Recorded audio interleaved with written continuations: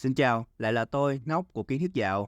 Ở tập 4 của series Một Điếu Thuốc của Kiến Thức Dạo Channel, sau khi đã nói về thất bại đầu tiên của dự án Data.vn của công ty Big Eco, tôi có nhận được một số bình luận trên kênh của mình như sau.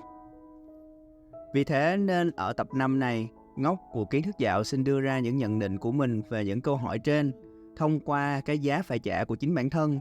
Mặc dù hiện nay vẫn chưa mấy thành công, nhưng ở giai đoạn khó khăn này, Big Eco vẫn có thể phục vụ được một số doanh nghiệp trong việc mang đến giải pháp tăng chỉ số cho họ. Còn bây giờ, hãy chọn cho mình một góc yên tĩnh, đeo tai phone, chuẩn bị cho mình một loại thuốc yêu thích và bắt đầu lắng nghe cùng tôi, Ngốc Kiến Thức Dạo, một cậu bé chưa bao giờ chịu lớn với đủ mọi danh xưng, từ shipper, biker, người khởi nghiệp mộng mơ, đã từ số vốn 0 đồng lập nên doanh nghiệp với doanh thu gần 9 số 0 một năm. Thôi nào.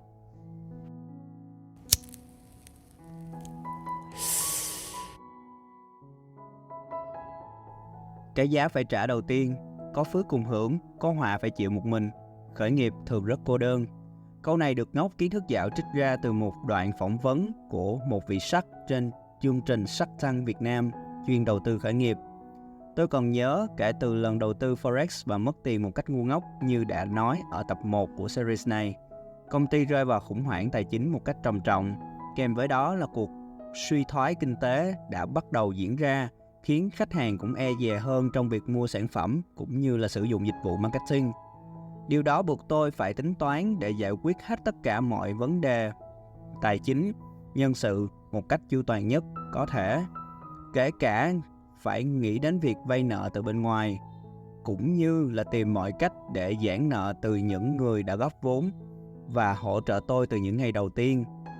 Khởi nghiệp là một con đường rất cô đơn, vì đôi lúc bạn phải đánh đổi nhiều thứ, kể cả thời gian cuối tuần để chuẩn bị cho những công việc ngổn ngang và nghĩ cách làm sao để cân bằng mọi yếu tố từ 4 yếu tố quan trọng như trong tập 4 series Một Điếu Thuốc tôi có trình bày. Cái giá phải trả thứ hai là sự cân bằng giữa gia đình và công việc. Một vị sắc trong giới khởi nghiệp có một câu nói nổi tiếng khiến bạn phải suy ngẫm trong thời gian rất lâu. Phải có khởi nghiệp và phải có gia đình. Câu nói này có đúng hay không? Trong quá trình khởi nghiệp của mình, trong vài năm đầu tiên thì tôi thấy điều này rất khó để thực hiện. Khó ở cái chỗ như chị ấy chia sẻ trong clip là bạn sẽ gặp rất nhiều thứ khủng hoảng từ sales, marketing, pháp lý, tài chính đến vận hành. Đôi lúc bạn quên đi cả gia đình của mình, chứ không hẳn là bạn muốn vứt bỏ nó. Và cũng trong một clip khác của một anh diễn giả tên T chuyên về khởi nghiệp cũng đã chia sẻ, cuộc sống này không có sự cân bằng, nó chỉ có tiệm cận với sự cân bằng mà thôi. Trong suốt quá trình khởi nghiệp của tôi, Ngốc Kiến Thức Dạo, tôi đã phải trải qua những chặng đường như vậy.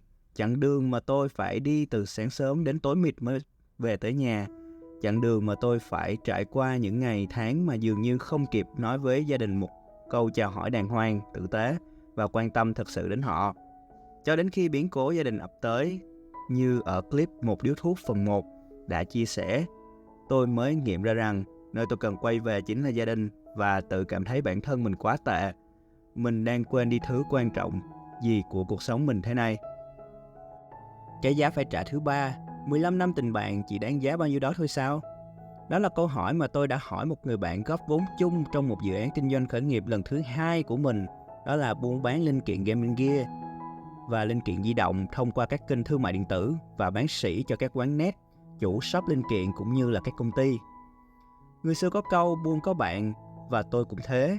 Thật ra với số vốn ít ỏi ban đầu, chỉ 20 triệu đồng, tôi chỉ đủ tiền dành cho các chiến dịch marketing của mình và phục vụ những vị khách bán lẻ. Lúc này tôi thầm nghĩ, lỡ may mà có một đơn hàng sỉ nào cần một số vốn quá lớn thì sao? Lập tức tôi lại nghĩ ngay đến một người bạn từ thời niên thiếu của mình, có niềm đam mê bất tận với kinh doanh và gaming, cùng vào góp vốn làm chung. Chúng tôi biết nhau tính tới thời điểm bắt đầu làm dự án bán linh kiện này vào năm 2017, đã 9 năm nên rất tin tưởng lẫn nhau. Thế là anh bạn này đã quyết định vào vốn 10 triệu, đồng thời sẽ chịu trách nhiệm ứng trước cái tiền 50% còn lại của những lô hàng sỉ cho khách hàng đã đặt cọc 50% trước đó. Sau một năm kinh doanh thành công và đạt được số tiền lãi 80 triệu như đã nói ở tập 3 của series này, Tôi đã chia lợi nhuận 35% cho người bạn này tương đương với 28 triệu, còn tôi thu về 52 triệu đồng tiền lãi. Số tiền này được tôi gửi vào một tài khoản tiết kiệm của mình. Sau khi lập công ty với dự án deda.vn, người bạn này đã quyết định cho tôi vay có điều kiện số tiền gốc trước đây là 10 triệu đồng, và nhờ nó mà tôi đã đủ tiền để đầu tư 51% vào dự án deda.vn với giá trị là 25 triệu 500 ngàn đồng như đã nói ở tập 4 của series này. Mọi chuyện diễn ra vẫn rất tốt đẹp cho đến khi hoàn tất báo cáo quý 1 của Bigico năm 2023 này.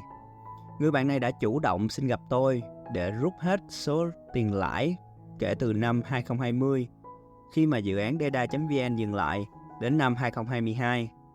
Lúc này, con số đã lên đến số tiền khá lớn nếu dựa trên doanh thu hàng năm như tôi đã từng đề cập là gần 9 số 0 một năm. Đồng thời, vào năm 2022, tôi đã phạm những sai lầm rất lớn dẫn đến cạn vốn lẫn lãi của Bigico như đã nói ở tập 1 của series này. Trong hoàn cảnh khó khăn đó, tôi đã nhiều lần xin người bạn này hãy giãn số nợ đó ra theo kỳ hạn hàng tháng. Tuy nhiên, họ nhất quyết không đồng ý và đẩy tôi đến đường cùng. Thế rồi sau một khoảng thời gian thương lượng, họ đã chấp nhận cho tôi giãn số nợ đó ra. Nhưng lúc này, tình bạn của tôi và người đó đã không còn như trước nữa. Cũng là lỗi do tôi. Nhưng đâu đó khi nhìn lại buổi phỏng vấn của Carrick trên một talk show và anh kể về câu chuyện chiếc bánh mì xẻ đôi cùng với Wowy, và sau này cả hai cùng có những thành công trên sự nghiệp theo những cách rất riêng. Mặc dù đôi khi có cãi vã, chia rẽ, nhưng vẫn hướng về nhau. Tôi bỗng chạnh lòng và tự nhủ, người cùng tôi share nhau ổ bánh mì ngày hôm ấy không phải là người cùng tôi đi đến hết chặng đường thành công nữa rồi. Cái giá phải trả cuối cùng, bỏ rơi luôn người phụ nữ ở bên mình và không thể tiến xa hơn nữa. Việc này cũng đã được tôi nói đến trong tập 1 của series này. Một điếu thuốc. Khi bạn không quan tâm, chăm sóc người phụ nữ của mình, họ sẽ rời đi và bạn không còn cách nào khác ngoài việc chấp nhận điều đó. Lúc này, mọi dự định tính toán về tương lai của tôi và cô ấy cũng không còn thể nào tiến xa hơn được nữa rồi. Đến đây thì điếu thuốc trên tay của bạn đã tàn chưa? Tôi xin rít một hơi cuối cùng như dập tắt đi những cái giá phải trả rất đắt đỏ này. Hãy subscribe kênh YouTube Kiến Thức Dạo Channel để có thể nhận thêm các câu chuyện về kinh doanh và khởi nghiệp cùng Ngốc Kiến Thức Dạo nhé. Còn bây giờ, xin chào và hẹn gặp lại.